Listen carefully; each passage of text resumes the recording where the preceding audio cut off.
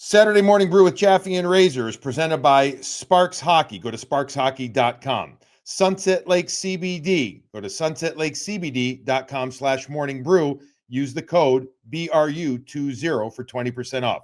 Copeland Automotive Group. You can count on Copeland. Check out countoncopeland.com. And Fazenda Coffee. Go to fazendacoffee.com/morning brew. And welcome in. This is awesome, Razor. This is the time of year that we get to sit down with a guy that we haven't had yet on the show. We've talked to him a lot off the air, but Marco Sturm, kind enough to take some of his team's off day to sit down and record an episode with us. We're doing this, folks, on Friday, January 23rd. This is it's close to first half kind of summary and get Marco's take on a lot of things.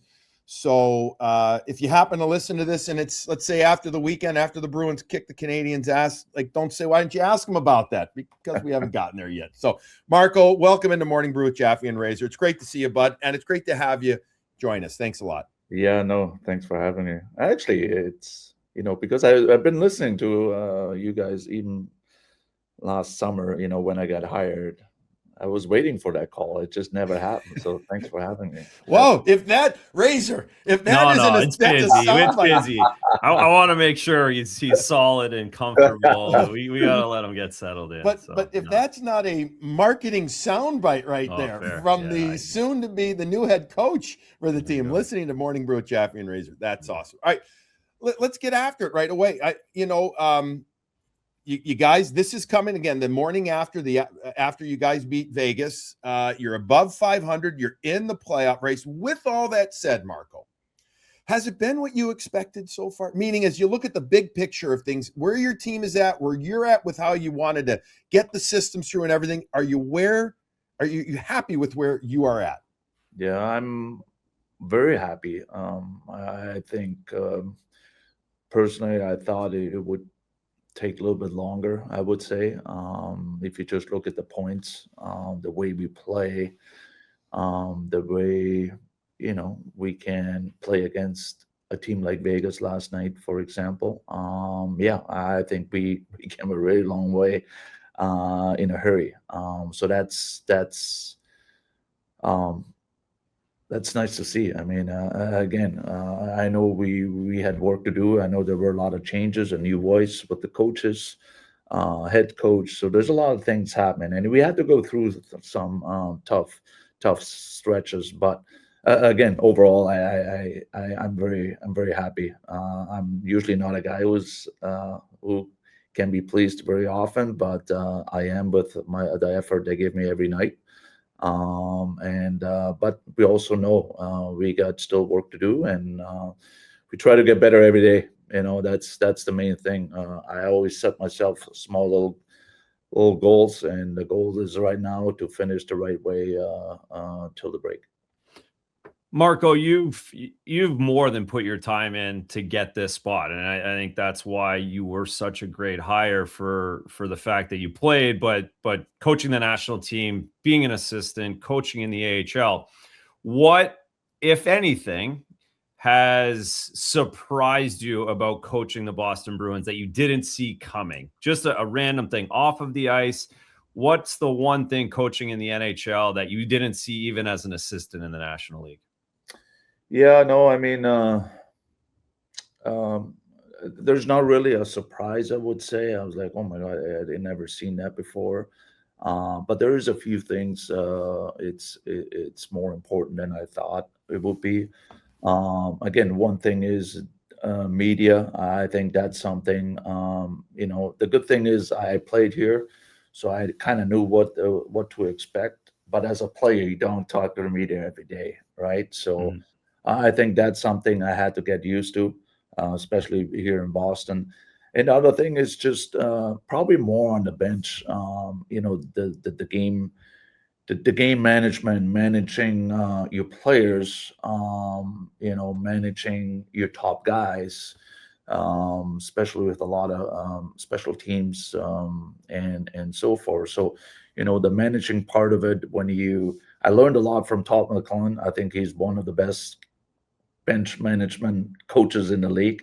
I would say I was standing right beside him. I had to follow him for 4 years, and it was great. But then when you're in that spot, it's something. Yeah, it's different. So I think that's something I have to get used to, I would say, and I'm still learning every day.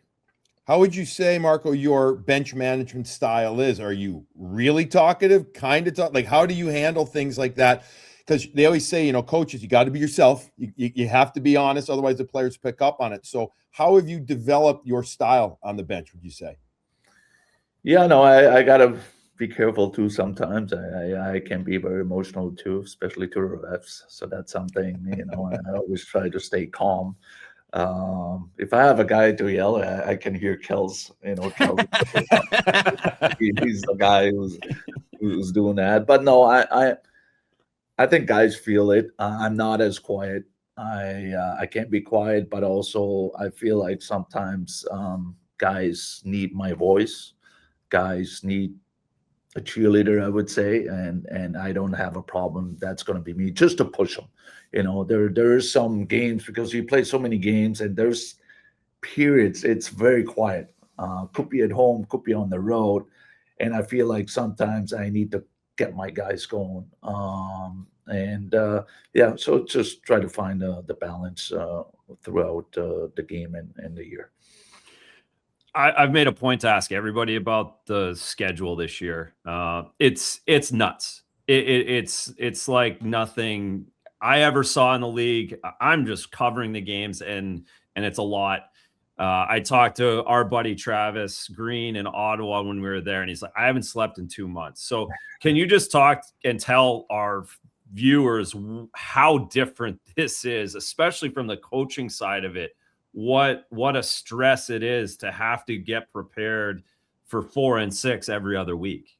Yeah, I know it's a lot, and it's a lot on us, I think, coaches, and but it's even more for the players. I mean, we and I'm one of them, and you're one of them too. We expect those players to perform at a high level every single night, every shift. They got to be perfect, right? I'm doing video right now about last night, and they have to be perfect almost, right? Yeah. Then I gotta remind myself, because I've been in those shoes. It's a lot, but the travel, and listen, 2 days ago we just got back from Dallas. There was a lot with the siblings going on. Siblings are still around. There's just a lot going on, and you never practice. You come here, and now you have to perform again in a high level. So that's the challenging part right now. The good thing is everyone has to go through it. But yeah, you can definitely tell it's Olympic year, and it's not easy for all of us. Besides getting like 8 hours of sleep, what would be a perfect day off for Marco Sturm? In an ideal world, in a normal schedule, like if you could have a great day off to kind of reset, recover, what would that be for you? Yeah, no, there's not really a day off. Like today is a day off for the players, not really for the coaches. I'm coming and try to do some work, just to do the post-game stuff from last night, but I also have to prepare for tomorrow's game against Montreal. So it kind of, as a coach, you never have a day off. I heard one quote from Cassidy last summer, and he was absolutely right. He said in the summer, for a coach, every day is a Sunday, right? And during the season, every day is a Monday. So there's no Sundays. But we travel so much, so I'm trying. I really try hard to have some time spent with my family. Obviously, my wife is here, and my kids are close by, so I'm trying to see them most of I can. What is your plan for the Olympic break? Do you guys the training camp, quote unquote? How long will that be, and how, of course, you have to put a little thought into it to prepare for that. That's the beauty of your job, right, Marco? On a day off, if you get 5 minutes, now I have to prepare for something that's going to happen in a month from now. Do you have any? Can you give us a little bit of insight on how that's going to work? Because I'm curious on these Olympic years how it plays out. Yeah, no. So for me personally, I'm lucky because our other home is in Florida, so our last game is in Florida, so I can stay there Perfect. You set that up for a yourself, little huh? bit. I Yeah. did that, and Yeah, me well and done. Gary Bettman had a call in or something. But no, I'm just going to stay there just 4 or 5 days, and then I come back here in Boston.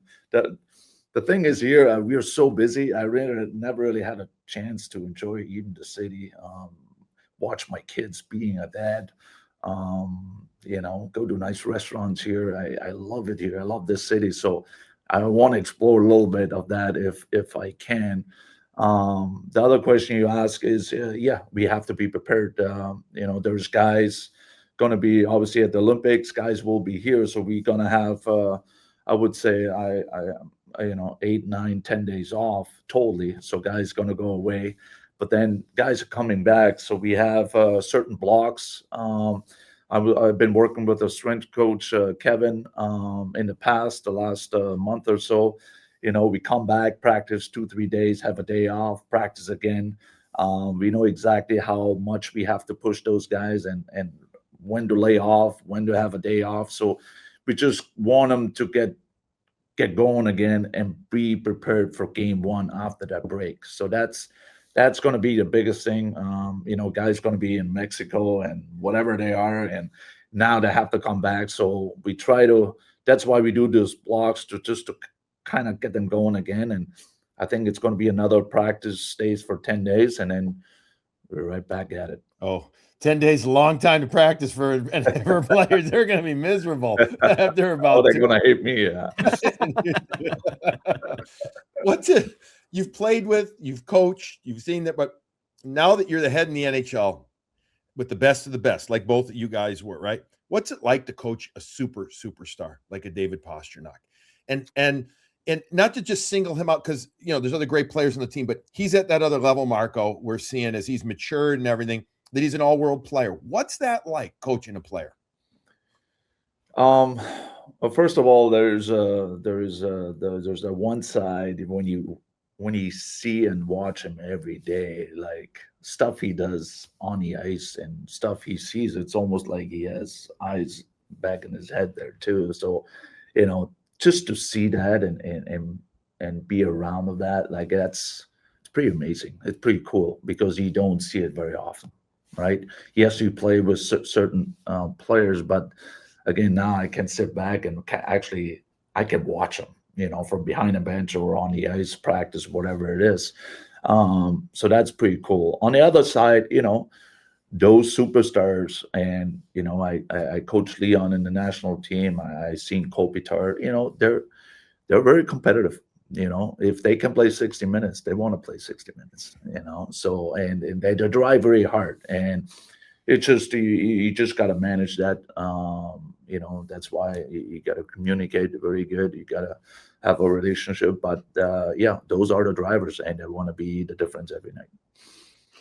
Marco, I sat on the couch. I watched the game last night with Bergie and Tukes, and we were talking about defensive zone structure. So who else to talk to than 37 about the differences and the man on what's going on out there, and it's clicking, right? We talked about it right off the bat. You're getting there, and there was so much made about it, right? Like it's different. It's still hockey, but it is different. It's kind of interesting if you're into the X's and O's of hockey of why it's different.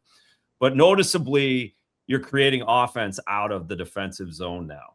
And that might not have been there earlier in the season. Can you tell us how far along you think that is and how comfortable guys like David's starting to blow the zone now, which man on man, if you make that decision and it's poor, you're in trouble, right? But like Patrice was talking, he's starting to pick his spots now at the right time. Can you tell us how comfortable you think your guys are with that? Yeah, no, I think we're getting there to feel really comfortable. We want to play teams 5-on-5 because of it, right? We feel like we can be the difference on a power play. That means we got to be better taking penalties because now you're already out of game, right? If you could look at last night, the same thing. Vegas, they want to be on a power play because they know they can change that game. And we feel like we have the 5-on-5 game under control now, for the most part. let's beat the difference on a power play. We want to get on a power play because guys are that good. So again, took a little bit because the guys never played that system. I had to convince a little bit Berkey too, probably. But again, it's also the personnel you have. If a Bergeron and Krejci would be still here, I probably wouldn't change it. Yeah. That I would stay the same system because they were that good. But they're gone, right? So you also have to go, with the personnel, who you have in the middle, who can do it, who cannot, what will be good for your team, So I felt like I've been through it in LA, and I saw that, and I kind of liked it. And I always knew if I have that personnel and players forward, I got to do it because I think the game is just getting faster. Kids are getting younger. They're quicker. So what it means in a defensive zone, you want to close. You don't want to give them that time. But the other system, you give them more time automatically. You have to be really good at it. So we want to limit that time, and we want to close as much as we can, and to create even more offense out of it. So again, I think guys believe in the system now, what we play, and that helps me as a coach, as a staff, because I can talk whatever I want, but end of the day, it's got to work. And guys, I think they feel now, when we play our structured game, and it doesn't matter if it's a D zone, neutral zone, whatever it is, we can win a hockey game, and that's huge. Well, and it works. And to your point, that when why you're a good coach is because if you had Bobby Orr, you'd play a little bit different too, right? But these guys aren't here. You gotta adapt to what you have. That's how that's yeah. No, and right? Us as coaching staff, we always talk too how to tweak things, how to get better. But again, I always take it back. No, we're not ready. We're not there yet, right? Do I want to play like the Florida Panthers? Absolutely. But me personally, I think we can, right? Do I want to have a power play like that with the Oilers with McDavid and Draisaitl? No. You can't copy some of the best things in the league from different teams, different players, because we don't have those kind of players or whatever it is, right? So again, that's something I learned from LA, taught a lot, and I feel like we're there right now, like I was early on in my career in LA. So I think that stretch and been through the whole path, it really helped me as a coach. You brought up some of the penalties being taken. Let's dive into that just a little bit here. It's been a situation at times this year with too many penalties. You've talked about it in post-game interview when you do with Brick. We've talked about it. Does it boggle the mind sometimes, even as an NHL coach, a former player, some of the penalties that are still being taken, Marco, at times? Does that piss you off? I guess that's the best way to ask it. And second part of the question is, what would you like to see different from your penalty kill? Lately, it has not been as effective. Granted, you're also killing so many, but is there some tweak that needs to be made coming up? Yeah, no, at one point I was looking at all the penalties we were taking, and most of them had nothing to do with our structure or system, whatever. It's just flat out stupidity, right? In a different zone without the puck, like. That's something that's on an individual, that's on a player. There's some bad calls from the referees. I get that. That's part of it. But most of them, even last night, there were, I would say, one or two really. We really had to take that penalty. And so, yeah, that's where I think that's overall where we got better. And that stretch where we actually were better last week, I could tell guys were – not as they just were a little bit smarter with the stick and everything. And all of a sudden, there was only one or two a game. Mm-hmm. Surprisingly, right? So we just, again, we got to address it. I think there's a few times because players were so used to sit back a little bit, especially in our D zone or something like that. They're not used to being aggressive. Maybe that's part of it. I don't know. But I think it goes back to the player now that You just got to be smarter than that. And with the PK, I think we just have to stay calm. I think that's one thing we get away sometimes. We want to fix the other guy's problem. You can't. You got to still do your job. That's all. That's what I'm going to try to get into those players, to stay calm.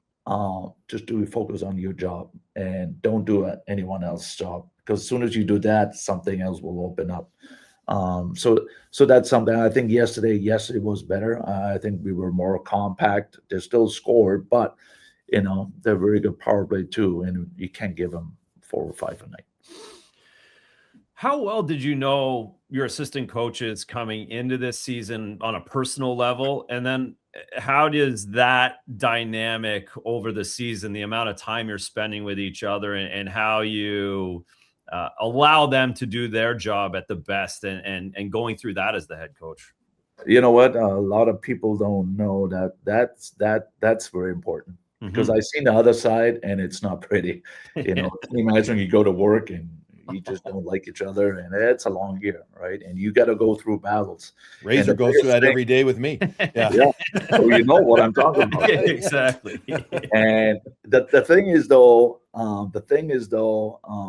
and people will know who's going to listen to you guys, right? If you're not clicking, people will know. Yeah. My players will know. Yeah. They know. Soon as you're not on the same page, they know. And soon as they know, you're done. All right. So that's why a staff is so important. So important. And I have a great staff. I never worked with Spotter. I feel like I worked with him for the last 20 years. He's been outstanding. We think the same. We played system-wise the same. So we're right away. We clicked right away. I met him before, but never really worked with him. Kel's same thing. I met him before, never worked. He reminds me of me a little bit. Just the way he sees the game. Leachy, he was up and down when I played here. So, I met him as a person, never really as a coach. Bob was here. He was my goalie coach. So we kind of knew each other, but we really didn't. We never worked it. But those guys are great. Our video coaches too. With Maddie and Nick, I think overall we have a good crew. Goalie Bob takes care of the itinerary on the road too. So I think that's also very important. We always hang out. We always go out for dinner together, and that's been great. Maybe this question is like asking you to pick a favorite child, which isn't always fair, but you've had some players that have really, in my eyes at least, I won't speak for my dear friend Razor, have blossomed in many ways. And has there been 2 or 3 players, Marco, that have really impressed you with their growth this year, that have, whether it surprised you, impressed you, whatever, but you've said, holy smokes, you know what? Like, this player has really developed into something more that we could only have hoped for, and they have. Yeah. No, I mean, I will never say who's my favorite or not. When I came here, I know a bunch of guys, just by watching. I didn't know Coos, and I didn't know Minton, and they're young kids. First time right away when I watched them on the ice, I said to Sweens right away to those 2 guys, I like them, and maybe that's why I gave them those opportunities. You as a coach, you feel sometimes who plays your style, the right way, plays the game the right way. And I think those 2 guys jumped out of me right away.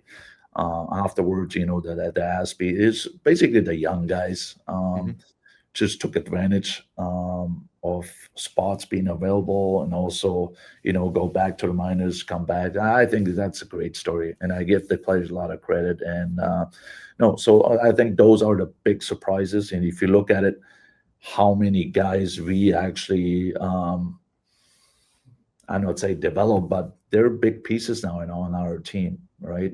Look at our kill, like almost all my killers never killed before, so we did a lot of good things in a short amount of time. Do we still make a lot of mistakes? Yes. But again, I think we can all be proud of how, the last 4 or 5 months, how we actually come together and see those players develop over the course. So much has been made about the parity in the league, especially the Eastern Conference, especially the Atlantic Division. Everyone's there. Everyone's within 5 points of each other. How much does your level need to go up to get to the point where you really feel? Because I've heard, I guess I should preface by saying I've heard you talk about we're getting there, and I feel good. I like our team, but we've got ways to go. Where do you look at and the other teams maybe at the highest of levels in the Eastern Conference? How far away do you think you are from them? I know. So, to answer your question is, the funny part is, like, we have good stretches and you feel like we don't move at all. Like, we're still behind Toronto and this and this and that. Like, they still have more points. I'm like, how did that happen? Right?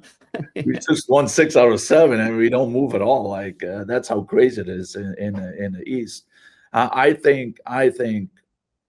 really think if we can stay healthy, and also if we can be consistent in March and April, I think it will give us a good chance to move forward.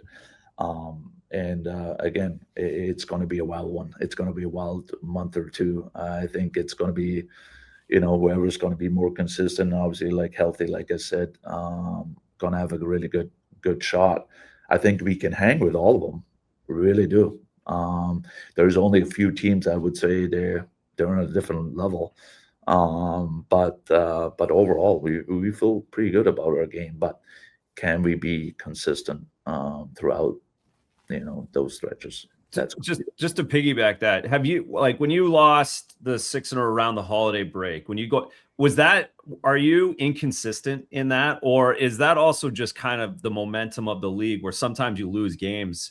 I thought you nailed it after Calgary. Billy and I did the game against Calgary, and it wasn't that fun to watch. We sat in the studio. It was late at night. It was a 2-1 game, and you came out, and I was intrigued by how positive you were, and you nailed it. You know the team better than everybody. Mm-hmm. And so I'm curious, though, I guess the question, like, we've seen this with everybody: win 6, lose 6, win 6. Is that inconsistency, or throughout those entire bad 6 games that you guys had, is that the inconsistency you're talking about, or consistency you're looking for, or is it even period to period?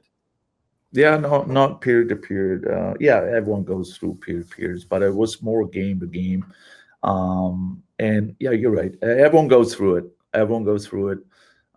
We've been through it a couple of times now, and it's a little bit of combination. I think we didn't handle it good either. Those stretches, we've been way too frustrated a lot of times. We shouldn't be, because it was a tie game going into the thirds. Like, why should we frustrate? It's actually, we're good, we're fine. So that's something we have to learn to deal with those kind of, periods, and also where we at in the game to manage those kind of games. I guess we have to learn from that, and it will happen again probably. But again, you always learn through those kind of, tough times. I would say we learned from it early on. I think we learned from right before Christmas, but it's hard to get out of it. But soon as you got out of it, all of a sudden, okay, it's a different story. So it's a little bit of combination of everything, I would say. And again, we still try to learn how to manage it, learn each other, would say, as a team and coaching staff, and hopefully minimize those kind of stretches. Just got a couple of more minutes with you, Marco, before we got to let you go. I have 2 questions. One is, fighting is not nearly as big of the game as when you played and Razor played, and obviously even before you guys. How awesome is it, especially in the city that you're the head coach in, that you've got a couple of battleships in your lineup, and you've got guys in particular, when I watch Kaslik and Jeannot, that, I mean, they chomp at the bit to get after it. I mean, they absolutely do. The game against Vegas, when Casty fell, and he was so pissed off that he couldn't get into it. Like, he salivates for it, right? But how awesome is that to have, knowing that you've got that along with Zadorov and other willing guys in your lineup, that if the game translates to that, it's still there because it's still important to be able to answer. I totally agree, and it's nice to see that part of the game, it's still there, and it's important. Will that win you every hockey game? No, but but we won a lot of hockey games because of it. And those guys, the Gast, and these guys that done a terrific job. And I can tell you, there's not much chirping going on. And I don't know you, Razor, but if you didn't play and you know some other guys from the other team, when they have a big mouth, and I've been on the other side where you couldn't do anything about it. You really couldn't, and you almost feel helpless. And now there's not a beep.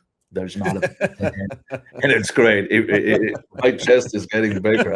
I'm not even playing, but I'm getting bigger too. And that for me, it's Bruins hockey. Like, I've been here as a player that like the crowd gets into, the crowd loves it. And that's, I don't know, it gives me goosebumps. And those guys again do a terrific job, and we play tough. And we always follow up with some other coaches, even players after games. That's something always comes up. I think the way we work, but also how hard we play. So that's for me. It's nice to hear, and it's nice to be nice to be part of, because that's us. That's part of us, and it seems like the fans love it too. They absolutely love it, and you add in all the Zadorovs and everything. It's fun. It's a ton of fun. All right, lastly, because again, I know you got to get going. Got to set you up with some more coffee. I know people might not know this about you. You're a coffee connoisseur. I learned that about you early on. Tell us what Marco Sturm's favorite, is it espresso, cappuccino, drip? Let's take us into the coffee. Is this your your German heritage coming through? Yeah, not sure to remember, but it's definitely European, I would say. It really started when I started coaching. You spend too much stress, no sleep. I drink 4 or 5, 6 coffees a day. So it becomes really important. Really important. I'm very picky now,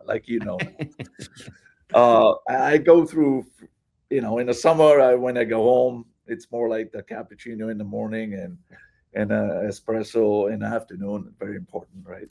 So European. And even before I go to bed, I drink espresso. I have no problem. Oh my God.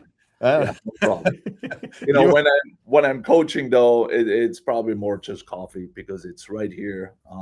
The Americans, they're not so into espresso and cappuccino, so they like it, the normal way. So you told us you tried a few of the Fazenda blends, the hat that Razor's wearing, and that you had a favorite. So you got to get me that, because Fazenda definitely wants to have that, in your coffee maker. They want to make sure. I told you, I'm very picky, but there was one I will send you that. It was outstanding. Even my wife was like, "Oh my God, you need to get it back." I'm like, "Yeah." All right. Yes. All right. We'll get that information from you tomorrow at morning skate. That might be the most important thing before the Boston Bruins take on the Montreal Canadiens. Again, Razor and I so excited for this game.